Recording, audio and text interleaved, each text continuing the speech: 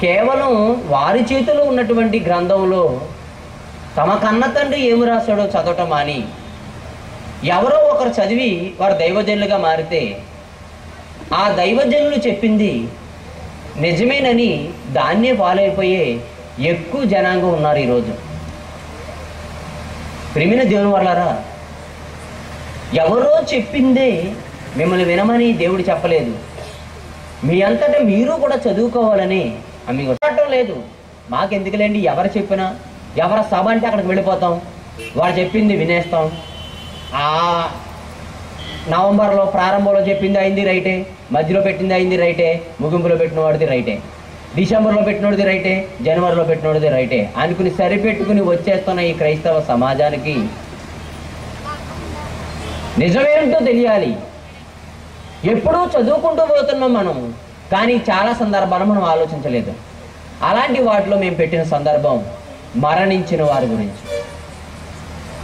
ఎవరైనా యాక్సిడెంట్లో వయసులో ఉన్న కుర్రవాడు చనిపోతే ఆ కుర్రవాడికి స్మారక కూటం, జ్ఞాపకార్థ కూటమో లేదా దినమో జరగకముందే దైవైపు తిరిగేస్తున్నాడు. లేకపోతే కృష్ణాలు పోసుకుని భర్త మీద దెబ్బలాడి కృష్ణాలు పోసుకుని తగలాడిపోయింది, ఆమె దైవైపు తిరిగేస్తుంది అని అపోహలు ఎక్కువగా మన సిటీ ప్రాంతం కంటే ఇటు పల్లెటూరు వాతావరణం కంటే ఎక్కువగా ఇలాంటివి కనబడుతూ ఉంటాయి. ఇలా మరణించిన వారు ఎక్కడికి పోతున్నారో ఈ దేహాన్ని విడిచిపెట్టి అనే ఒక విషయం తెలియకపోవటం వలన ఎన్ని అనర్థకంలో కేవలం మరణించిన వాడు ఏమైపోతున్నాడా, దైవమవుతున్నాడా, పిశాచవుతున్నాడా, రాక్షసు అవుతున్నాడా, అసలు ఏమవుతున్నాడో తెలుసుకోకుండా బోధించడం అనేది, లేదా ఆ నమ్మకాలతో భూత వైద్యుల దగ్గరికి వెళ్ళడం, తావీదులు కట్టుకోవడం, నిమ్మకాయలు తొక్కించుకోవడం, ఇంటి ముందు గుమ్మడికాయ కట్టడం, ఏమండి, లేకపోతే ఎవరెవరికో దగ్గరికి వెళ్ళడం అనేది ఇది ఒక మూఢనమ్మకం అనుకోవాలా? బైబిల్ చదవని సోమరులు అనుకోవాలా? లేకపోతే తెలిసిన మూర్ఖులు అనుకోవాలో తెలియనటి పరిస్థితి ఏర్పడుతుందండి. ఈ మరణించినటువంటి వారు నిజంగా దయ్యాలుగానే తిరుగుతున్నారా? యాక్సిడెంట్లు అయిపోతున్న వాళ్ళు అదే ప్రాంతంలో కూర్చుని వస్తున్నటువంటి డ్రైవర్ల యొక్క మనసును మార్చి మరొక యాక్సిడెంట్ చేయడానికి ప్రేరేపిస్తున్నారా? బలవంతంగా చనిపోయినటువంటి ఆత్మహత్య చేసుకున్న వాళ్ళు ప్రజల మీద విరక్తితో వాళ్ళు చంపుకునేలా ప్రేరేపిస్తున్నారా? ఇలాంటి ఎన్నో సందేహాలు మనకు తెలుస్తున్నాయి. మేము ఈ గ్రామాల్లో ఎక్కువగా జరుగుతూ ఉంటే దయ్యం పడిపోయింది, మా అమ్మాయిని అనేక వారాలుగా దయ్యాలు పీడించేస్తున్నాయని. ఏమిటి నిజం? ఈరోజు రాత్రి తెలుసుకుందాం మనం.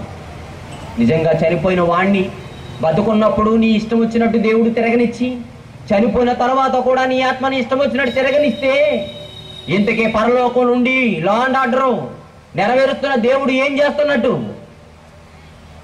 మిమ్మల్ని కంట్రోల్ చేయనటువంటి తండ్రి పరిటాల రవిని చంపేసిన వాడు ఆయనే కానీ నిజంగా ఆత్మకి ఇక్కడ తిరిగితే ఆయనే చంపేది కదా. మధ్య చెరువు సూర్యుని మధ్యలో భాను ప్రకాశం వాడు వాడు చంపడం ఎందుకు? అప్పుడు ఆ సునీత అనేటువంటి భార్య అంటది, ఎందుకర్రా మీరంతా చేతులకు మట్టి అంటించుకుంటాం, మా ఆయన ఏదో రోజు ఆయన చంపేస్తాడు అని ఉండేది కదా ఆమె.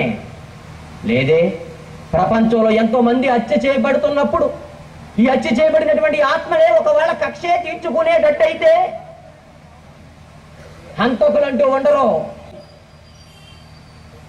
మరణం అంటే ఈ శరీరాన్ని నడిపించే ఆత్మ, ఈ రెండిటికి మధ్యస్థంగా ఉండేది మనసు.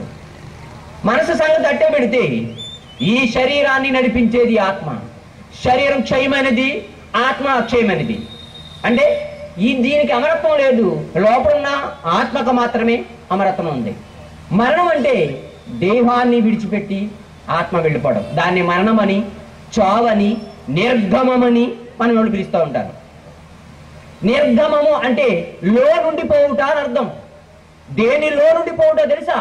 శరీరంలో నుండి ఆత్మ పోవడమే నిర్గమము. అయితే శరీరంలో ఉన్న ఆత్మ ఎక్కడికి పోతుంది? ఎందుకు పోయింది? జబ్బు అంటే రాత్రి చదువుకున్నాం, ప్రసంగి గ్రంథం 12వ అధ్యాయం 7వ వచనం, మన్నైనది వెనకటి వలనే మన్నైపోవును, ఆత్మ తాను దయచేసిన దేవుని యొద్దకి మరలిపోవును అన్నాడు. అంటే సూత్రం అది. మరణం అందరికీ వచ్చును, మరణం అందరికీ వచ్చును. పాపము చేసిన మనుషులందరూ పాపము చేసినందున మరణము అందరికీ సంప్రాప్తమయ్యను రాశారు. Very good. దేవుడు దయచేశాడు, తాను దయచేసిన దేవుని యొద్దకు మరలిపోవును. సూత్రం అంటే చనిపోయిన తర్వాత, దేహాన్ని విడిచిపెట్టేసిన తర్వాత ఏ ఆత్మ అయినా ఆ దేహాన్ని విడిచిపెట్టి దాన్ని ఎవరైతే ఇచ్చారో, ఈ దేహంలోకి పంపారో, ఆ పంపిన వాడి దగ్గరికి వెళ్ళిపోవాలి. ఇది సూత్రం. జాగ్రత్తగా వినాలి మీరు. నేను సీసాలో బంధించేశానండి, ఇంటికెట్టి మూత ఎట్టేశానండి అని కదా చెప్పకండి. మొంతలో పెట్టి గోదట్లు వేసానండి, ఆ మొంతేమో ఎవడో తెరిచాడండి ఎక్కడో కోట్లింగలపేటలో, అంతే. ఆ నెట్టేసుకుంది, కాసేపటికి ఆమె నెట్టేసుకుంది, స్నానం చేస్తకెళ్ళి ఇలాగ అయిపోయింది అనుకుంటాడు అతను. అమ్మో కోట్లింగలపేటలో అంటే దెయ్యాలన్నీ కోట్లింగాలపేటలో ఉన్న శ్మశానంలో తిరుగుతున్నాయని, ఈ పక్కనున్న క్రైస్తవుల శ్మశానం వాటిగా జాంపేట బజార్లోనే తిరుగుతున్నాయి. అయితే ఆ పక్కన కొంపలు కట్టుకుందరండి ఎవరైనా? ఏమండి, సినిమా హాల్కి వెళ్ళకపోతే అక్కడ 12 గంటల సినిమా రండి రండి, ఒక్కొక్కడికి ఒక దయ్యం పట్టేసుకుంది అనుకోండి.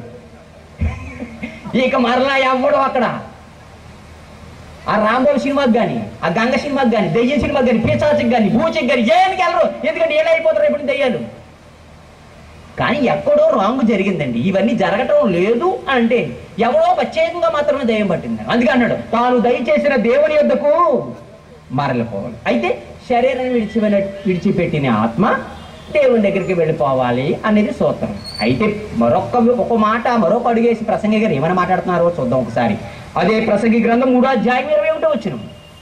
3వ అధ్యాయం 21వ వచనం ప్రసంగి గ్రంథం. నరుల ఆత్మ పరమునికి ఆయన అంటున్నాడు, ఏం చెప్తామండి, అసలు నరులకున్న ఆత్మ పరమునకు ఎక్కుపోవునో లేదో, మృగములకున్న ప్రాణాలు భూమిలోకి దిగిపోవునో లేదో ఎవరికి తెలియదు, ఎవరికి తెలుసండి బాబు అంటున్నాడు. చూడండి, అంటే నిజంగా మనిషిలో ఉన్న ఆత్మ పరములకే పోవాలి, కానీ పోతుందో లేదో ఎవరికి తెలుసు అంటే వీరికి తెలియదనా? అంటే వెళ్ళాలి నిజమే, కానీ వెళుతుందా? ప్రాసెస్ ఎక్కడైనా తప్పిందా? దేటి చెవిలో 2 రావాలి కానీ 3 వచ్చింది ఎట్రా అంటాడు బాగాహారంలో. ఏమన్నా మారుతుంది కదా, నా 3 వస్తుందని. 3 ఎందుకు వస్తుందిరా, నేను చేస్తే నాకు 2 వచ్చింది నేను అంటే ఎక్కడో నువ్వే తప్పే చేసావండి. మాస్టర్ గారు మీరు తప్పు చేశారు, మీరు తప్పు చేసి ఉంటారు కదా, చూసుకున్నాను అనుకోండి, చిత్తపూడేస్తారు మాస్టర్ గారు. ఎట్రా నేను ఉద్దేశం చెప్తే నేను తప్పు చేశాను నన్ను చూసుకోమంటావా? తప్పు చేసింది ఏదో నువ్వే చూసుకుంటావు అని. కనుక బైబిల్ తప్పు చేయలేదు, కనుక తప్పు చేసింది ఏదైనా ఉంటే మనం చేసి ఉండాలి. దాని గురించి మాట్లాడుతూ అన్నాడు, నరుల ఆత్మ పరమునికి ఎక్కిపోవును లేదో, మృగముల ప్రాణము భూమికి దిగిపోవును లేదు, ఎవరికి తెలుసు? ఎవరికి తెలుసు? ఓకే, అయితే ఎవరికి తెలుసు అని అంటున్నాడు గనక ఇక ముందుకు పోతే దేవుడు ఏమని చెప్పాడు నరుడితో ఈ లోకానికి పంపినప్పుడు తప్పు చేసిన తర్వాత మనిషికి మరణం వచ్చిన తర్వాత, మరణం అంటే ఒక్కసారి మనం చూద్దాం. కీర్తన గ్రంథం 90వ అధ్యాయం 3వ వచనం. కీర్తన గ్రంథము 90వ అధ్యాయము 3వ వచనం. ప్రియమైన వాళ్ళ, నువ్వు మనుషులను మట్టికి మార్చుచున్నావు. తీసారు కదండి, కీర్తన గ్రంథము 90వ అధ్యాయము 3వ వచనం. నీవు మనుషులను మట్టికి మార్చేస్తున్నావు. నరులారా, నీవు మనుషులను మట్టికి మార్చేస్తున్నావు. నరులారా, తిరిగి రండని మరణం అందరికీ వచ్చును. అదే చూడండి, ప్రసంగి గ్రంథం 8వ అధ్యాయం 8వ వచనంలో. ప్రసంగి గ్రంథము 8వ అధ్యాయము 8వ వచనం. ప్రసంగి గ్రంథం 8వ అధ్యాయం 8వ వచనం. గాలి విసరకుండా గాలి మీద ఎవరికి అధికారం లేదు. గాలి మీద ఎవరికి అధికారం లేదు. మరణ దినము ఎవరికి వశము కాదు, ఎవరి చేతుల్లోనూ లేదు. నీ ఇష్టం వచ్చినప్పుడు దాని డేట్లు మార్చి రమ్మడానికి ఎవరు అంటే దేవుని యొక్క ఉద్దేశాలు అర్థం కావాలంటే ప్రశ్నించుకుంటేనే అర్థమవుతుంది అనమాట. తర్వాత తాటక జలములు ఎట్లు ఇంకిపోవును, నది జలములు ఎట్లు ఎండిపోవును, అలాగుననే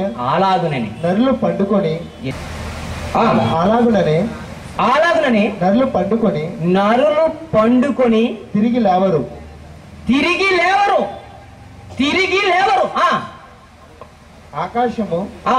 ఆకాశం గతించిపో వరకు ఆ. వారు మేలు కొనరు. ఆకాశం గతించిపోయే వరకు ఈ నిద్రలో ఉన్నటువంటి వీళ్ళు మేలు కొనరని చూడండి, మేలు కొనరు.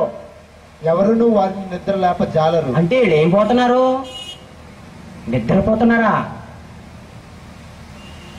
అప్పటి వరకు వీళ్ళు ఎవరు నిద్ర లేప జాలరన్నటువంటి వీళ్ళు నిద్రపోతున్నారట. ఈ నిద్రపోతున్న వాళ్ళని ఎవరు వాళ్ళ నిద్ర లేపలేరట. నిద్ర గ్రంథం 10వ అధ్యాయము. ఎక్కడికి వెళ్ళి నిద్రపోతుంది? ఎక్కడికి వెళ్తుంది ఇది? ఈ ఆత్మ దేవుని దగ్గరికి వెళ్ళవలసిన ఈ ఆత్మ ఎటు ప్రయాణిస్తుంది? ఎటువైపు ప్రయాణిస్తుంది? అట ఇట 4 దిక్కులుగా, లేదు ఎక్కడెక్కడే తిరుగుతుందా అంటే ఎక్కడెక్కడే తిరుగుతుందండి బాబు, అది దెయ్యం అయిపోడండి బాబు అంటూ ఉంటారు. అప్పుడప్పుడు అవి కదలడం ఈ కదలడం చూస్తూ ఉంటారు. చూద్దామా? చూద్దాం. ఇంట్లో దెయ్యం వచ్చేసిందంటే కొన్ని మీరు అపోహపడుతూ ఉంటారు. అపోహపడుతున్నటువంటి ఒక చిన్న సన్నివేశాన్ని చూద్దాం మనం తెర మీద. ఒక చిన్న సన్నివేశాన్ని తెర మీద చూద్దాం. ఏనైనా ఒక చిన్న సన్నివేశం, కుర్చీలు కదలడం, ఏమైనా అవి ఒకటం ఇవి ఒకటం అలాగలా ఊగుతూ ఉంటాయి. ఆ ఊగుతున్నప్పుడు మనం అనుకుంటూ ఉంటాం, నిజంగా దెయ్యం వచ్చేసిందేమో, ఇది నన్ను పీకు తినేస్తుందేమో. అప్పుడప్పుడు తలుపు గాలికి అని వచ్చిన జాలి, ఎవరండి? గాలి. ఏ గాలి? అదిగో ఒక్కోసారి మీరు చూడాలి. ఏమండి?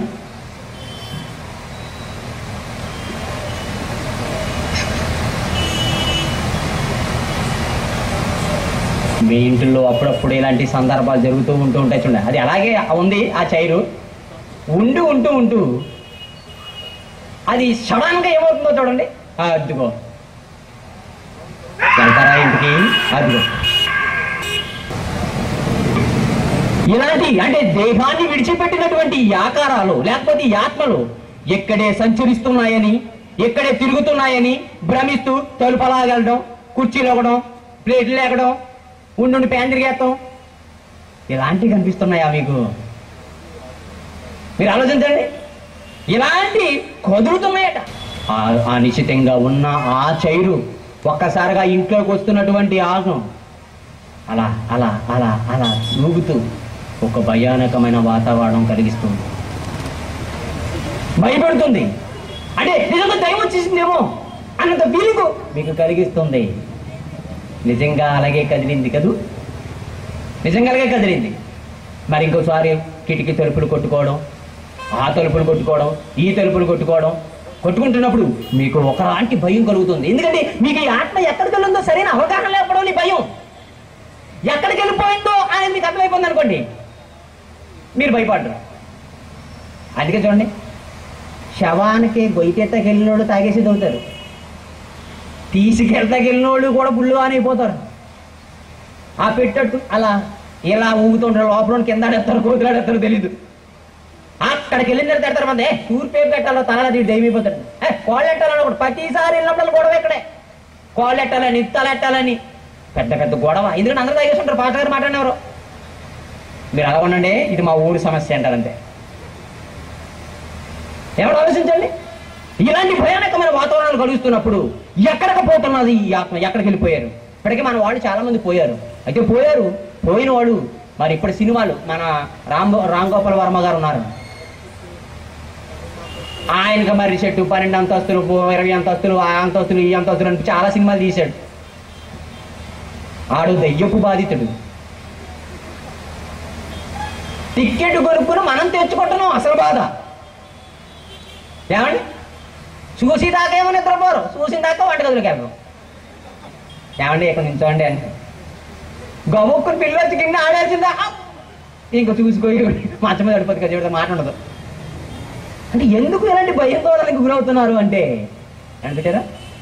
ఎందుకు ఇలాంటి భయాందోళనకు గురవుతున్నారంటే వాస్తవానికి వీళ్ళకి ఈ విషయం చెప్పక ఎవరు సినిమాలు చూస్తేనేమో నిజంగా ఉన్నాయి, అవి ఎలాగొచ్చేస్తున్నాయి అని ఎలా మాట్లాడుతుంటాడు. వెనకాల ఎవరో నించున్నట్టుగా అద్దంలో కనపడతారు, తిరిగి చూస్తే కనపడరు. కంగారు.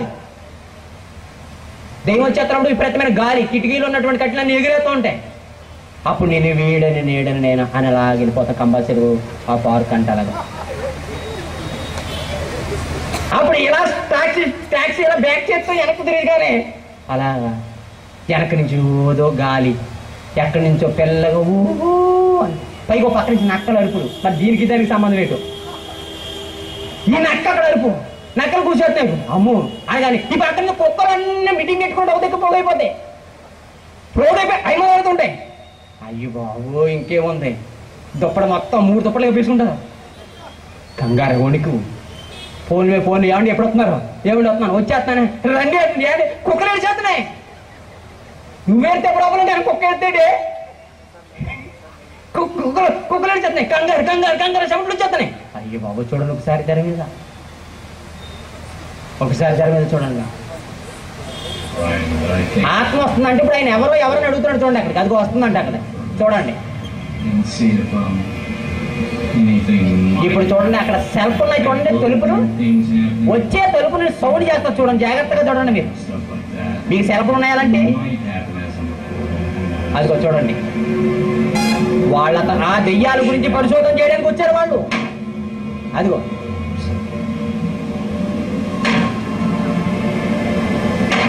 వచ్చేసిందంట ఆత్మ. జాగ్రత్త, పక్కన వాళ్ళు పట్టుకోండి. అది కొంచెం ఇంకా స్పీడ్ అయిపోతుంది, మీకు టెన్షన్ పెరిగిపోతుంది. అదిగో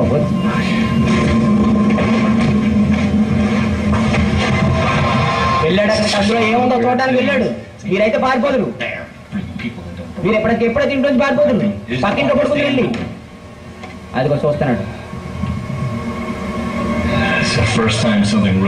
ఏమీ లేవండి, పాడు పడుకుని పెయింట్ డబ్బాలు ఉన్నాయి. ఏం జరిగింది అయితే చూపించాలి, చాలా ఉందండి, చాలే చిన్నది. ఇలాంటి తలుపులు కొట్టుకోవడం, కిటికీలు కొట్టుకోవడం చూస్తుంటే భయభ్రాంతులు అయిపోయి, కంగారు పడిపోయి పక్కింట్లోకి మతం మార్చేసి మీ ఆయన గారు వచ్చేదాకా. ఈ సన్నివేశం చూసిన తర్వాత ఆయన బండి పెట్టుకోండి వెళ్ళండి అంటే వెళ్తాను లేవే అంటాడు. ఇతను బండి పైకి ఎట్టడు, పైకి ఎట్టకపోతే తరువుగా బరకమైన కప్పండి లేదా ఏదైనా కప్పండి అంటే వెళ్తాను లేవే అంటాడు. వచ్చిన తర్వాత ఏమే అని మాట్లాడుకుంటా, అలా మాట్లాడుకుంటూ వెళ్దాం అంటాడు. ఇతనికే భయం అంటే ఆవిడ దగ్గర లోపు అయిపోతాడు, మాట్లాడుకుంటూ వెళ్దాం అంటాడు. మాట్లాడితే వెళ్తాం కాదు, దైవంతో మాట్లాడతాం కంగారు. ఇలాంటి భయం తెలుస్తూ సినిమాల పేర్లు కూడా భయం పెట్టేసి చెట్లు తొరలో ఎన్ని భయానకమైన దృశ్యాలు ఏర్పాటు చేశారండి ప్రియమైన వారు. కేవలం ఈ మనల్ని భయపెడతాకైనా నిజంగానే ఉన్నాయా? ఇప్పుడు మరొక చక్కని సర్వేస్. ఇప్పుడు ఇదంతా దయ్యాలైపోయారు, ఇక్కడికి వచ్చేసారు అని మనం అనుకుంటున్నాం. అయితే బైబిల్ చెప్పింది వాడు పాతాళానికి వెళ్ళిపోతున్నాడు అని చెప్తూ ప్రసంగి గారు కొంచెం అడుగు ముందుకేసి బ్రహ్మాండమైన విషయం చెప్పాడు. దీనికి మీరు తప్పనిసరి క్లాప్స్ కొడతారండి. చూడండి ఒక్కసారి చూద్దాం. ప్రసంగి గ్రంథము 9వ అధ్యాయము 10వ వచనం అండి. ప్రసంగి గ్రంథం 9వ అధ్యాయము. చేయుటకు నీ చేతికి వచ్చిన ఏ పని అయినను, నేను చేయుటకు నీ చేతికి వచ్చిన ఏ పని అయినను నీ శక్తి లోపం లేకుండా చేయము. ఏమన్నాడు చూడండి. చేయుటకు నీ చేతికి వచ్చిన ఏ పనైనా నీ శక్తి లోపం లేకుండా చెయ్యి, నీవు పోవు. ఎందుకు దేవుడు బతుకున్నాడుగా మాట చెప్తున్నాడు అంటే నీవు పోయే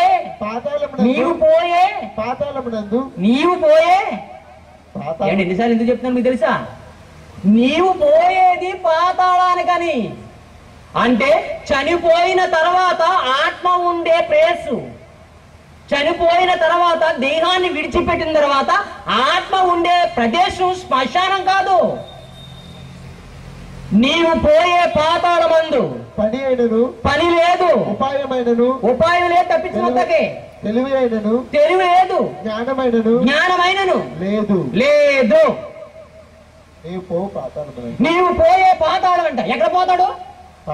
పాతాళానికి పోతాడు. అంటే క్రీస్తు వచ్చేంత వరకు, మరలా చెప్తున్నానండి, క్రీస్తు వచ్చేంత వరకు ఈ ఆత్మల ఊరి మీద పడి తిరగకుండా, ఎక్కడ పడితే అక్కడ తిరగకుండా, విచ్చలవిడిగా తిరగకుండా ఈ ఆత్మలను దాచిపెట్టి ఒక సెల్ పాతాళ లోకం, అంధకార ప్రదేశము. అక్కడ ఒక నిద్ర లాంటి వ్యవస్థలు ఉంటారు. అక్కడ పని లేదు, ఉపాయం లేదు, తెలివి లేదు, జ్ఞానం లేదు, అక్కడ ఏమీ లేదంట. ఇక్కడ ఉన్నటువంటి తెలివితేటలు, జ్ఞానము, ఉపాయాలు ఆ ప్రదేశంలో లేవట. జాగ్రత్త వినండి. మేము గుర్తురామంటారా? ఇక్కడ ఉండగా మా ఆయన 100 సార్లు తలుచుకునేవాడు, చచ్చిపోయిన తర్వాత అక్కడ ఏం తలుచుకోడంటారా? అక్కడ ఏం గుర్తురావంటారా అంటే మరి అది బైబిల్ అడగాలి, నాకు మాత్రం ఏం తెలుసండి, నేను బతికున్నాను కదా. కొంచెం చచ్చిపోయి చెప్తే కంటగా చచ్చిపోయి తిరిగి రాడన్నాడు ఆయన, వచ్చి చెప్పే పరిస్థితి లేదు. అయితే మళ్ళా బైబిల్ని అడగాల, ఎందుకంటే ఈ విషయాలన్నీ నా జ్ఞానానికి అందినవి కాదు, దానికి నా వయసు సరిపోదు, దానికి అనుభవం లేదు. కానీ ఇద్దరు మహాజ్ఞానం ఎక్కడ చెప్తున్నాడు, రాయబడి ఉంది కనుక. రాయబడి ఉన్న సంగతి మనం మాట్లాడుకుంటున్నాం, ఎప్పుడో రాయబడిన సంగతులు ఇప్పుడు లేటెస్ట్గా చెప్పుకోవడం అనేది దౌర్భాగ్యం. ఎందుకంటే ఎప్పుడో రాయబడిన సంగతిని ఇప్పటికప్పుడు మన అందరికీ తెలిసి ఉండాలి, కానీ ఇప్పుడు దాకా తెలియలేదు. ఇప్పుడు చదవండి కీర్తన గ్రంథం 6వ అధ్యాయం 5వ వచనంలో, మరి అక్కడికి వెళ్ళిన వాళ్ళకి ఏమి జ్ఞాపకం లేదు, తెలుగు ఉపయోగం ఏమి లేదంటారు. నిజంగా ఉండదండి అంటే దావీదు గారు ఏం మాట్లాడుతున్నాడో ఒకసారి ఆయన దగ్గరికి వెళ్దాం. మరణమైన వారికి నిన్ను గూర్చిన జ్ఞాపకం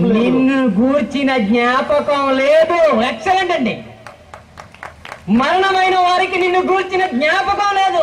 పాతాళంలో ఏమిటి ఎంత సంచేషణలు, అంటే సంచలనాత్మకాన్ని పెట్టాము, అందుకే దాని మీద సంచలనాత్మక అంటే ఆశ్చర్యపోవాలి. ఇంకా బైబిల్ చూసి వండర్. ఇక ఎవడ దీని గురించి మాట్లాడతా కానీ ధైర్యం చేయకూడదు, ముందడిగే కాదు ఇంక వెనకడిగే. బైబిల్ దేవుని వాక్యం కాదా? ఏది నీ గ్రంథంలో చూపించారండి మాట ఒక్కడ చూపించు బాబు, ఒక్కడే మీ కాళ్ళ కింద ఊరిపోతుంది, ఒక్కడే. బైబిల్ దేవుని వాక్యం కాదంటున్నావే, ఇది నీ గ్రంథంలో చూపించి సంచేత ప్రపంచం ఆశ్చర్యపోయే మాట. నేను అడిగాను నా మీద ఓటికి వచ్చిన వాడిని, బైబిల్ చెప్పనది నీలో ఉన్నది ప్రపంచం ఆశ్చర్యపోయేది ఏమన్నా చెప్పు, ఎక్కడైనా మారిపోతా ఉన్నా అలా ఎలా చెప్తావు అన్నాడు. మరి బైబిల్ దేవుని వాక్యం కాదని అని చెప్పేస్తాను. ఎంతమంది మరణమైన వారికి నిన్ను గూర్చిన జ్ఞాపకం లేదు. పాతాళంలో ఎవరు నీకు కృతజ్ఞతాస్తుతులు చెల్లించు. అక్కడ ఎవరు స్తుతి స్తుతి స్తుతి స్తుతి అని అనరు. ఈ మధ్య నిలబడిపోతున్నాయంట, బోరేస్తున్నారంట కిందకే, ఎలగ కింద నుంచి అంట నరకోడు పెద్ద పెద్ద కేకలను పడుతుందంట, మమ్మల్ని రక్షించండి అని. ఈ బోర్ వేసిన వాడికి మహా బోర్ కొట్టించింది అన్నమాట. ఎందుకంటే ఆడికి నిజంగా బైబిల్ అనమాట. అసలు అక్కడ కేకలేస్తాకే వాళ్ళకి నిద్రావస్థలో ఉన్నారు, వాళ్ళకి తెలుగు లేదు, జ్ఞానం లేదు, ఉపాయం లేదు. పైగా ఎవరిని కూర్చుని కాదు దేవుడు కూర్చుని జ్ఞాపకం లేదంట, దేవుడు కూర్చుని జ్ఞాపకం లేదంట. పైగా ఎవరు నీకు అక్కడ కృతజ్ఞతాస్తుతులు చెల్లిస్తారు? మీరు ఆలోచించండి. అని దేవునికి పాతాళంలో ఉన్న ఈ ఆత్మలు కృతజ్ఞతాస్తుతులు చెల్లించవలసిన అవసరం లేదు. వాళ్ళు ఒకలాంటి నిద్రలో ఉన్నారు, అక్కడక్కడ తిరుగుతున్నారని అనుకుంటున్నావా? నువ్వు పొరపడుతున్నావు. అందుకే చివరికి వచ్చాం. ఏమని మాట్లాడుతున్నావు చూడండి, 87 కీర్తన 87 చివరి మాటలు 10 నుంచి 12 వచనాలు. కీర్తన గ్రంథము 87వ అధ్యాయము 10 నుంచి 12 ఏమని మాట్లాడుతున్నాడు ఒక్కసారి అక్కడ మాట చూడండి. 87:10 88 నీవు అద్భుతంలో చూపెదవా? మృతులకు నీవు అద్భుతం, దేవుడు అడుగుతాడు కీర్తనగాడు, మృతులకు నీవు అద్భుతములు చూపెదవా? అద్భుతాలు చూపుతావా? ప్రేతలు అంటే చచ్చిపోయిన వాళ్ళు లేచి నిన్ను స్తుతించెదరా? నిన్ను స్తుతిస్తారా? సమాధిలో ఆగనైనా 2 ప్రశ్నలు వచ్చాయి, మీరు అర్థం చేసుకుంటే మహాజ్ఞానం, పరమార్థం. మరలా చదివినైనా మాట, మృతులకు నీవు అద్భుతాలు చూపుతావా అంటే చూపడు. ప్రేతలు లేచి నిన్ను స్తుతిస్తారా? చచ్చిపోయిన దగ్గరికి వెళ్ళి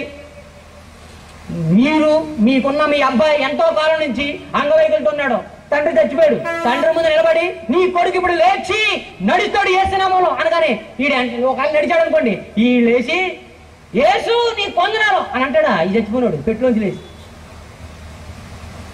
అన్నాడు. అందుకే అన్నాడు, మృతులకు నువ్వు అద్భుతాలు చూపుదువా?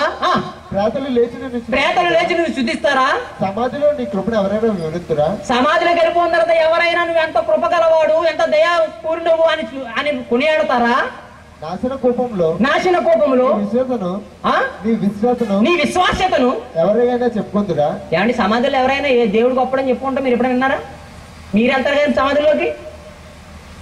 మన దీపావళి చేశారు సమాధిలో తెలుసండి, వాళ్ళకి ఎందుకండి అమ్మ మీరు వెళ్తారు ఇదేటి పలహారం, చుట్ట అయితే చుట్ట, బీడి అయితే బీడి, సారాపేట బ్రాంతిపేట ఆడికి ఇష్టమని 5 తాగేసి చచ్చిపోడు ఆడు. సిగరెట్ దగ్గర ఎవరికా పాడైపోయి, తాగుడు తగ్గి నీళ్ళు పాడైపోయి, ఈ పాడు చచ్చిపోతే సిగరెట్ ఎందుకంటే అయ్యో బతుకుండగా దూది సిగరెట్ తప్ప ఏ సిగరెట్ తాగేవాడు కాదండి. అందుకే ఫిల్టర్ అయిపోయాడు లోకంలోంచి ఫిల్టర్ అయిపోయాడు. మళ్ళీ ఆడికి మన దూది సిగరెట్లు బ్రాండ్ సారా వాడికి ఇస్తున్నావా నువ్వు? ఇదేనా నీకు అర్థమైంది? అక్కడికి వెళ్ళాడు మీద పళ్ళు పూలేటి, ఆ కొవ్వొత్తులేటి, ఆ లోకలేటి, నిన్ను ఎవడెళ్ళమన్నాడు సమాధంలోకి? వాళ్ళు ఏమైనా దేవుడు ఏమైనా కొనియాడుతున్నారంటే ఏమన్నా ఆయన అక్కడ సమాధిలో నీ విశ్వాసతను నీ కృపను ఎవరైనా వివరిస్తారా? ఎవరైనా వివరిస్తున్నారా? నాశన కోపంలో నీ విశ్వాసతను ఎవరైనా చెప్పుకుంటారా? చెప్పుకుంటున్నారా? మరి ఎవరు చెప్పుకుంటారు? బతుకున్నా నేనే కదా నువ్వు నన్ను చంపేస్తే ఒకవేళ నీ సమాధిలోకి పోతే నీకు ఉపయోగం ఏంటి? అదే నేను బతికితే నీకు నీ విశ్వాసతను ప్రకటించగలను, నీ కృపను ప్రకటించగలను, నీ ప్రేమను ప్రకటించగలను, నువ్వు గొప్ప దేవుడు అని చెప్పగలను. అదే చచ్చిపోయి సమాధిలోకి పోతే నా వల్ల నీకు ఉపయోగం ఏంటి? నన్ను బతికితే బాగుంటది కదా అని దావీదు గారు దేవుడు అడుగుతున్నాడు అనమాట. అంధకారంలో చక్కనటి మాట. అంధకారంలో నీ అద్భుతములు తెలియనగునా, పాతాళంలో నీ నీతి తెలియనగునా. అంటే పాతాళంలో దేవుని నీతి తెలియదు, పాతాళంలో వెళ్ళిపోయిన ఆత్మను. చెప్పండి, ఇప్పుడు నేను తప్పు ఏం చెప్పాను చెప్పండి? ఇవన్నీ ఇప్పుడు రాసుకొచ్చినవా? క్రీస్తుకు పూర్వం రాయబడిన సందర్భం. మరి క్రీస్తుకు పూర్వం రాయబడిన సందర్భాలని ఇప్పుడు ఇంత గొంతు అరిచి చెప్పుకోవలసిన అవసరత వచ్చింది. ఎందుకంటే మూఢనమ్మకాలు పెరిగిపోయాయి, భయంకరంగా పెరిగిపోయాయి. తెలుసా అండి? మీరు ఆలోచించండి. కనుక చివరి మాటను చెప్తున్నాను. చివరి మాట ప్రసంగి గ్రంథము 9వ అధ్యాయం 5 నుంచి 6 వచనాలండి. ప్రసంగి గ్రంథము తీసారండి, 9వ అధ్యాయం 5 నుంచి 6 వచనాలు. బ్రతికి ఇండువారు తాము చేస్తారని ఎరుగుదురు, అయితే చచ్చిన వారు ఏమీ ఎరగరు. అక్కడ ఏం జరుగుతుందో తెలియదు. వారి పేరు చాలా విషయం తెలుసుకోవాలి. చచ్చిన వారికి ఇక్కడ ఏం జరుగుతుందో భూమి మీద వాళ్ళకి తెలియదు. చూడండి, ఏమీ తెలియదు. వారి పేరు మరవబడి ఉన్నది. వారికి ఏ లాభంలో కలగదు. వారికి దినం కూడెట్టిన ఆడికి లాభం కలగదు, సిగరెట్ ఎట్టిన లాభం కలగదు, మల్లెపూలు జల్లినాడికి లాభం కలగదు, మీరు బస్ షెల్టర్లో చీరలు పంచిపెట్టిన ఆడికి లాభం.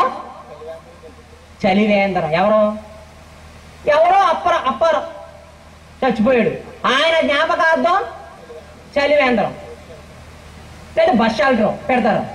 ఇక్కడికి వచ్చిన వాళ్ళందరి వల్ల అతని ఆత్మకి ఏం చేకూరుతుందని, ఏ లాభం ఉండదని చెప్తున్నారు. బైబిల్ చూడండి ఎంత గొప్పదో. బైబిల్ మూఢనమ్మకమా? మనుషులు అనుకున్న వాటిని ఎలా ఖండించుకుంటూ వచ్చిందో చూడండి. బైబిల్ మూఢనమ్మకం అనేవాడు. బైబిల్లో మూఢనమ్మకాల తావు లేదు. బైబిల్ యథార్థ సత్యం. బైబిల్ గొప్పది, ప్రపంచాన్ని శాసించగలది. దానికంటే అద్భుతమైన మరొకటి లేదు. అందుకే చెప్తాడు చూడండి ఏమని, వారి పేరు మర్చిపోబడుతుంది భూమి మీద. వారికి ఏ లాభం కలగదు. నువ్వు 1000 మందికి భోజనం పెట్టినాడికి ఏ లాభం కలగదు. రొగ్గులు పంచిపెట్టినాడికి లాభం కలగదు. బస్ షెల్టర్ కట్టిన వాడికి లాభం కలగదు. చలివేంద్రం పెట్టిన లాభం కలగదు. దాన ధర్మాల వాడి పేరుని పెట్టిన లాభం కలగదా. వారికి మిమ్మల్ని ప్రేమించరు, పగ పెట్టుకున్నారు. అలాగని పగెట్టుకుంటారు అనుకున్నారు. ఎంత చెప్పాను నేను, ప్యాక్ షీట్లు. పగ పెట్టుకోరు, ఏమంట కక్షతో పిచాచి అయిపోయి, రక్త పిచాచి కదా అయిపోయి మెడ మీద కొడుకు తాగేస్తున్నాడు రక్తం. కాశ్మోరాడు దాని పేర్లు మళ్ళీ రక్త పిచాచి, కామిని పిచాచి. అంటే ఎలాంటి వ్యామోహంలో ఉండి చచ్చిపోతే వాళ్ళు పగ పెంచుకుని ఇలా మారిపోతారా? అది నీకు ఎవరు చెప్పారు? సినిమాలు వారు మతాలు వారు నమ్మకాలు చెప్పాయి. ఇక్కడేమన్నాడు చూడండి, వారికి ప్రేమించరు, పగ పెట్టుకోరు, అసూయ పడరు. మీరు బాగా బాగుపడిపోతారన్నాడు. అసూయ పడిపోడు. ఇక్కడ పక్కింటోడు బతుకుండగాడు బాగుపడిపోతాను అనుకుని చచ్చిపోరు. మీరు చచ్చిపోతారు అనుకున్నాడు, ఇంకా బాగుపడిపోతున్నాడు. అడ్డు వెళ్తారా? మీరు అడ్డు వెళ్తారా? అప్పులు చేసేస్తారు అడిగి ఎక్కువ, వ్యాపారం లాస్ చేసేస్తారు మీరు. లేదట సూర్యుని కింద జరిగే వాటి అంటే ఇక్కడ జరుగుతున్న ఎన్ని కార్యకలాపాలు ఉన్నాయో వాటన్నిటికీ దేని అందును వారికి ఎప్పటికీ వంతు లేదు. ఎందులో వాళ్ళు ఎంటర్ చేయొద్దు. వాళ్ళు ఉండరు, ఇంకా రప్పించొద్దు. చనిపోయిన వాళ్ళ కోసం చర్చలో సీట్లు వేయకండి, కుర్చీలు. చచ్చిపోయిన వాళ్ళ కోసం కుర్చీలు ఎందుకండి? రారు. మరి వాళ్ళ కుర్చీలు ఎందుకండి బాబు? వస్తారా? రా, నేను రేపు వస్తాను ఇక్కడికి. చనిపోయిన వాడు భక్తుడైనా, వాడు భక్తి హీనుడైనా, ఎవడైనా సరే వస్తాడు అనుకుని ఎనీబడి ఒక పాస్టర్ కానివ్వండి, సంఘపతి కానివ్వండి, విశ్వాసి కానీ, క్రైస్తవేత్త కానీ వస్తాడు అనుకున్నాడు. బైబిల్ని బట్టి నేను వాదించడానికి సిద్ధం. రేపటి దినాన్ని ముగింపు దినం, చనిపోయిన వాడు తిరిగి రాని మార్గాన్ని వెళ్ళిపోయాడు, వన్ వే ట్రాఫిక్ లో వెళ్ళిపోయాడు మరో తిరిగి రాడు. వచ్చే దేశం కాదు, ఫుల్ సెక్యూరిటీలోకి వెళ్ళిపోయాడు, దేవుని యొక్క మహాశక్తిలోకి వెళ్ళిపోయాడు.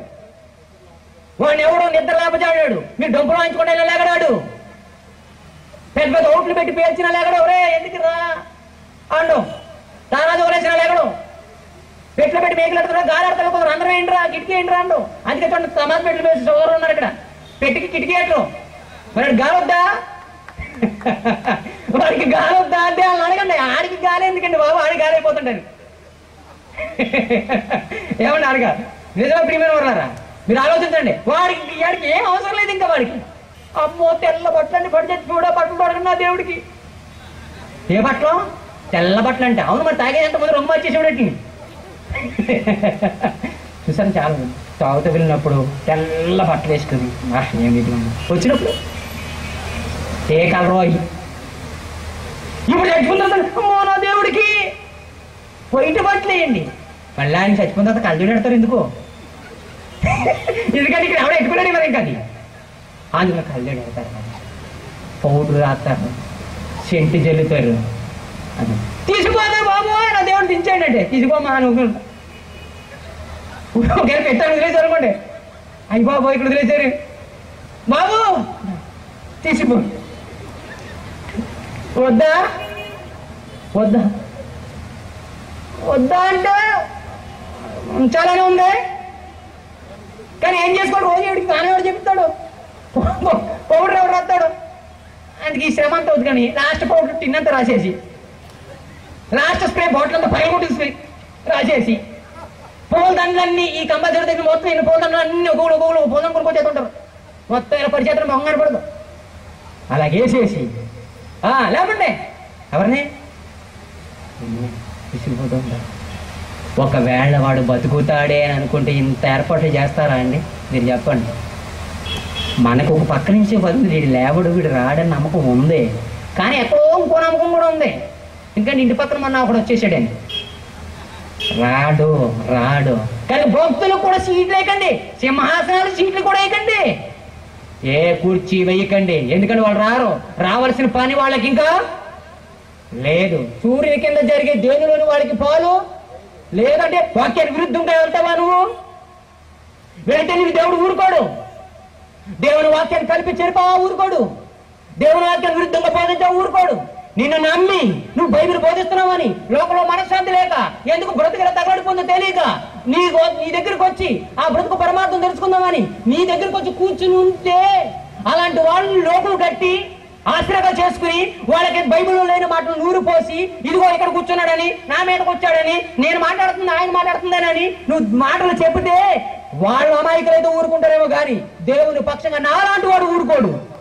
నాలాంటి వాడు సభాముఖంగా రాజమండ్రి నడుబొట్టులో నిలబడి చెప్తాను, నాలాంటి వాడు ఊరుకోడు. ఎందుకో తెలుసా? దేవుని వాక్యం ఘోషిస్తుంది. ఇక్కడ ఏం రాశారు చూడండి, చితి నుండి అరిచాడంట. ఒకసారి జీవితేనా సినిమా చూసేస్తున్నారంట కుర్రోళ్ళు, అక్కడ శవం కాలుతుందంట. శవం కాలుతున్నప్పుడు పెద్ద పెద్ద కేకలను పడుతున్నాయంట. చితి నుండి అరిచాడని ఉంచండి, సాక్షిలో వస్తుందంట. ఇదే మన పెద్ద సాక్ష్యం. చితి నుండి అరిచాడంట. ఓకే, అరిస్తే కంగారు పడిపోరంట. ఇంతకే ఏంటనుకుంటున్నారో చివరికి వస్తే దాన్ని కట్లు పెట్టేసి శవాన్ని అంటించేసిన తర్వాత కొల్లు ముందు తెచ్చుకున్నాడు గాడి కాపరే తాగేసి ఆడు ఎడుతున్నాడంట. ఆ చిత అవతల నుంచి ఈడేమో చిత ఎదురు నుంచి వెళ్తున్నాడు. ఆడు అటే జరుగుతుండే అడే పడుతుండే బ్యాన్ అవుతుండే ఈ దైవం చేద్దాం అనుకున్నాడట. అది నేను అనుకుని ప్రాపర్గా చేశారు. తీరా చూస్తే చీతలో ఉన్నాడు అరవలేదు, చీత అవతల తాగేసి ఆడు వెళ్తాడట. ఇలాంటి ఒకటా రెండా చూపించాలంటే చాలానే ఉన్నాయి, కానీ 3 సరిపో. కొద్దిమంటే మటుకు చెప్తున్నాం. కనుక ప్రియమైన దేవుని వాళ్ళారా, ఇలాంటి వాటి విషయాన్ని నమ్మి, ఇలాంటివి ఎన్నో నమ్మి మీరు మోసపోతున్నారా? అందుకే మీ ఆత్మలకు మీరే శ్రద్ధ తీసుకోండి.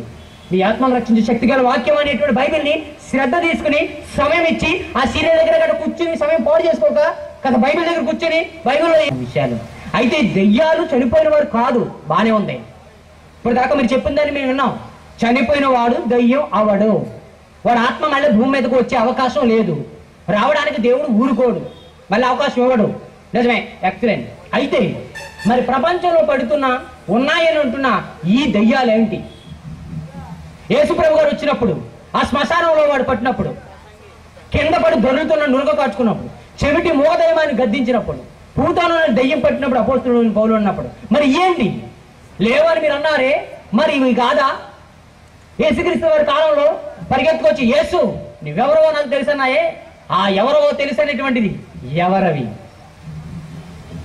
రేపు మాట్లాడుకుందాం. దెయ్యాలు లేవు అంటే అందుకే నేను టైటిల్ మీరు అర్థం చేసుకున్నా, మరణించిన వారు దెయ్యాలు అవుతారా అన్నాను, కానీ దెయ్యాలు లేవే అని అనలేదే నేను. మీరు అర్థం చేసుకోవాలి, దెయ్యాలు లేవే అని అనలేదు, మరణించిన వారు దెయ్యాలు అవుతారా అన్నాను.